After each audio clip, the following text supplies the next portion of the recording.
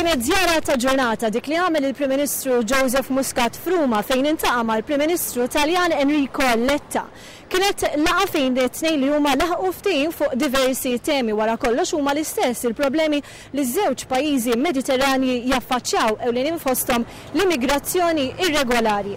Minn barra ma' Enrico Letta il-Prim Ministru Malti Joseph Muscat iltaqa' mas-Senatur Luigi Zanda li huwa il-kap tal-Partit Demokratiku u Enzo Amendola il-kap tal-Partito Demokratiku fil-Kummissjoni għall-Estern.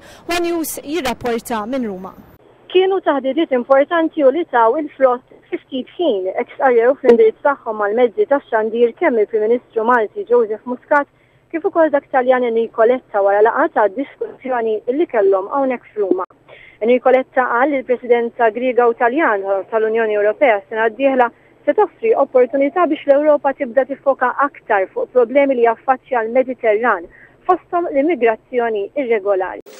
Un incontro molto utile, molto carico di importanti discussioni e anche di decisioni significative e importanti. Abbiamo discusso innanzitutto del grande tema che ci vede protagonisti in Europa, il tema dei flussi migratori, dell'immigrazione. Letta infatti ġimagħtejn oħra se jkun qed jiltaqa' mal-Prim Ministru Grieg Antonis Samaras u se jkunu qed jiddiskutu l-Presidenza li se tkun maqsuma bejniethom. F'Ruma l-mexxej Malti u dak Taljan qablu li hemm bżonn aktar stabilità fil-Libja sabiex dan il-pajjiż jibda jgħin fit-taqtija kontra l-immigrazzjoni irregolari. Enrico Letta stqar li l-Italja se tkun qed toffri taħriġ għall-militar Taljan kif ukoll taħriġ għal persuni li jaħdmu fil-frontiera tal-pajjiż.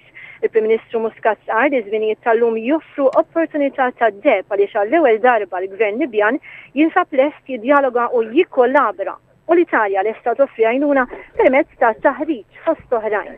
Il-Prim Ministru Malti appella biex tonqos l-indifferenza tal-kumplament tal-Ewropa fil-konfront tal-pajjiżi fil-Mediterran bħal Malta u l-Italja li qed iħabbtu wiċċhom ma' immigrazzjoni bla lażan.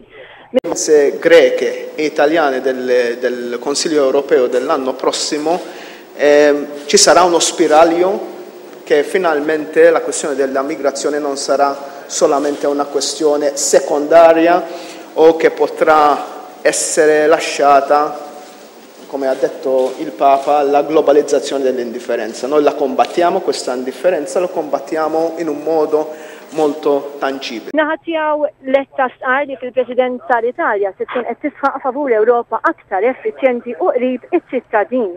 Sabar ukoll li żewġ pajjiżi qed jiddiskutu iż-żona komuni ta' bejniethom u għall-ewwel darba se jkun hemm aktar se jkunu kommessi sabiex ikun hemm aktar kollaborazzjoni dwar tfittix u esplorazzjoni għaż-żejt.